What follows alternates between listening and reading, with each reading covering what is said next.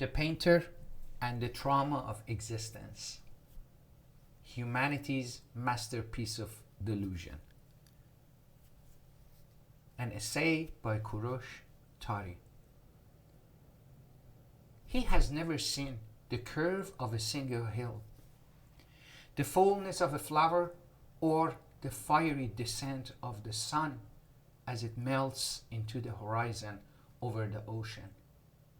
He doesn't know what color truly means, and yet he is a painter. Brush in hand, standing before an empty canvas, he paints with confidence. Each stroke claims to represent the world as he perceives it. Sometimes he's exhilarated by his creation, sometimes he's frustrated, but he never stops. He imagines, he must. But even imagination must draw from somewhere, some reservoir of memory or experience. Where is that coming from? He senses the breeze and the warmth of the sun on his skin, the scent of flowers and the stench of decay.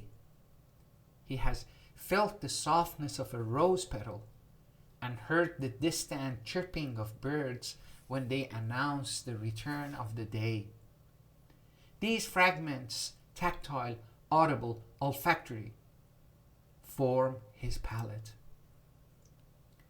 He reaches into the reservoir of memory, not of sight, but of sensation, and from it he draws what it takes to paint, to create. Darkness comes with silence, and sometimes with the screams of prey and predator, laced with a primordial fear. It must be dark. Unless the painter has never even heard of sight, he's doomed to be tormented, traumatized, claustrophobic. Eventually, he must choose to remain still and do nothing, or to continue painting despite his blindness. He's condemned to paint. Yet, if he is told about sight, about this thing called seeing, how could he ever fathom it? Whatever he imagines must be far from what it truly is. And who told him about sight? How was it described to him? Even more important, does he believe this story? If he accepts the narrative of his missing sense, he must also accept that his work will never be perfect, perhaps not even accurate. This could lead him to despair, to the abandonment of his work entirely, or it could lead him to a kind of peace, a choice to settle for what he can do, for what he can reach, the imperfect. The light exists, the sunset is majestic, colors are real, the beauty of sight is real. But denial? Denial is easier. To deny the existence of sight is to remain blissfully ignorant, to live an oblivious life, pretending at perfection, pretending to be whole, pretending to be real. Blindness passes down a quiet inheritance, limitation. Every stroke, every structure, every system the painter creates emerges from that limitation. From imperfection, perfection cannot arise. Such is the state of humanity, born into the world with imperfection, not of his choosing.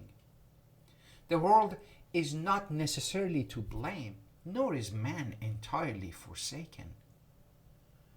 but the faculties to perceive it are dim, undeveloped, or buried beneath distraction, waiting to be awakened through deeper contemplation. Humanity is heir to a flaw that no hand can mend, and knowledge of it is the trauma of existence. Yet it is through suffering that man begins to feel the shape of his blindness. For pain, unlike pleasure, doesn't comfort, it unsettles. It reveals the abyss and brings us face to face with fear. Fear of unknown, or better, unrecognized.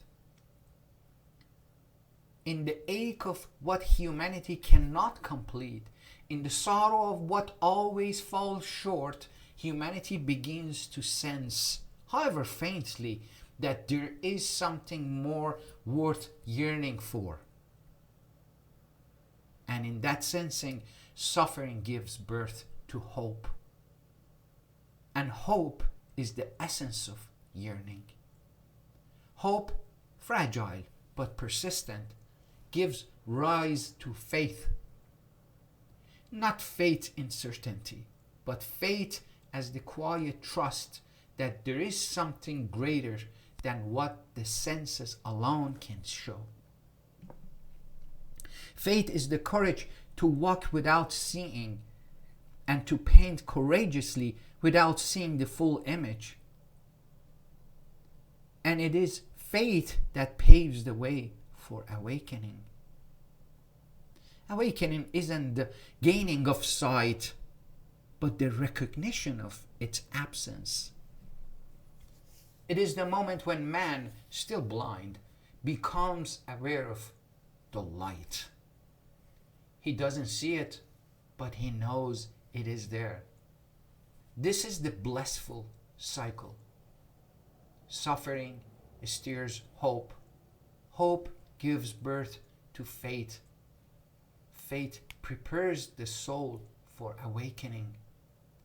And awakening begins not with sight, but with humility and acceptance. Awakening is always pregnant with the same suffering that first stirred hope. In this rhythm, humanity lives, not whole, not finished, but oriented towards wholeness. Blind, perhaps, but not lost. Imperfect, but not without purpose. Yearning and slowly, faithfully reaching toward perfection. Just as with our blind painter who struggles not only with his blindness, but with the very idea of sight, humanity has long been in the grip of doubt. It is easy to dismiss what one cannot see, but the moment a person dares to consider the possibility of something more, the demand for proof arises. Questions flood the mind, pros and cons, arguments and counterarguments. The mind, noble as it is still bound by its own inherent flaw. It cannot reach beyond logic and reason and measurables. Sight, when there is no organ to receive it, cannot be given to the eyes of the head. Those are absent or incapable. That is when heart must begin to see, for it is the heart that holds both hope, faith, and becomes new eye. The eye that sees without seeing, the eye that knows without knowing, the eye that feels the presence of the light and dares to believe, even in darkness. Human history stands as witness to our denial of inadequacy. We have fallen again and again, only to rise. not wiser, but more certain, and then to fall once more. We have stumbled through the ages, pausing only during times of deep suffering, pauses that might have become moments of reflection, of humility. But instead, they were too often wasted. Opportunities lost, moments meant for awakening turned into excuses to double down on illusion. We have insisted that we can see the full picture, that we understand, that we control, that we are sufficient.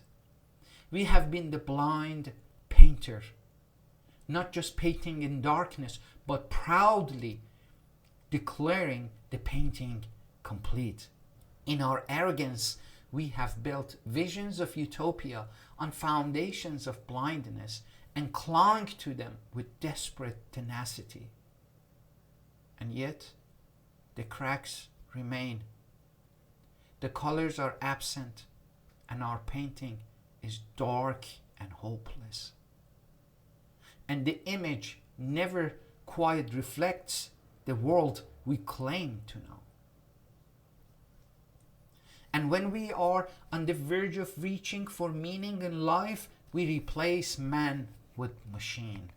We shift our hope from the soul to the circuit, from the mystery of being to the illusion of control. We place our faith in what we have made, forgetting that it was made by us and that we are flawed. Our inventions, born of brilliance, are still built upon the same imperfect hands, the same blind eyes, the same restless minds. Our inventions, born of brilliance, are still built upon the same imperfect hands, the same blind eyes, the same restless minds. In doing so, we do not soothe the soul. We distract it. We do not transcend the limits of our being. We decorate them. Instead of standing in awe before nature, we begin to challenge it in a hopeless attempt to master what we do not even understand.